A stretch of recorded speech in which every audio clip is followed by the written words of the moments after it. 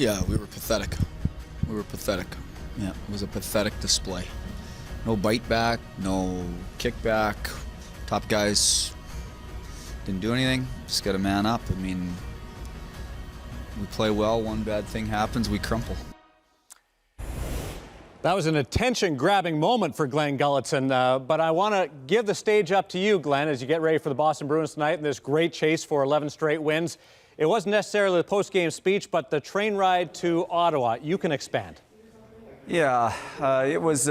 We took the train from Montreal to Ottawa, and you know the players. If you're riding the train, they have their own car, and about 15 minutes into that trip, everybody's steaming over the loss, and the players are unhappy, coach and staff, and there's no, there's no beer or wine on the plane, on the train for the guys. We took it off, and I went up there, and they were all quiet and all sitting scattered about, looking at their iPads or reading or whatever they're doing. And I just talked to a few of the veteran guys and said, "Hey, do we need to sit down and have a beer and figure this out?" And they were, of course, they were like, "Yep, we do."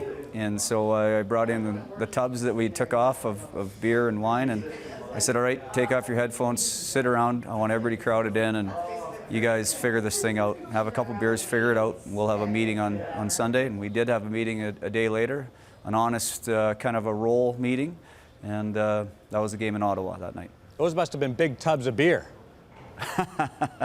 You know what? I didn't even check after. All I know is the girl on the train came back and said, "Boy, did that ever change the mood back there." So obviously it worked. Have you ever won 10 games in a row in your professional time? Yeah, I have. Well, I got to go back a little bit to Las Vegas. Geez, I don't know what year it was. We won 18 at that time, 18 in a row. So at that time it was a professional hockey league record, not an NHL record certainly, but tied with an old Peoria team. So that we have, and there's something that they're pretty special. So what experience from the Vegas days do you draw upon in this situation? We haven't changed a thing. We haven't changed how we speak, what we talk about, what we show on video, how we practice. Everything stayed the same, and I think that's one of the keys. You got to stay consistent. You got to make your focus the games and not the streak. You'll think this is a bit of a stretch, a guy from Brandon talking to a guy from Hudson Bay and the stock market and volatility, but when you go with your record and the ups and the downs, it's been a different type of season. How would you describe it?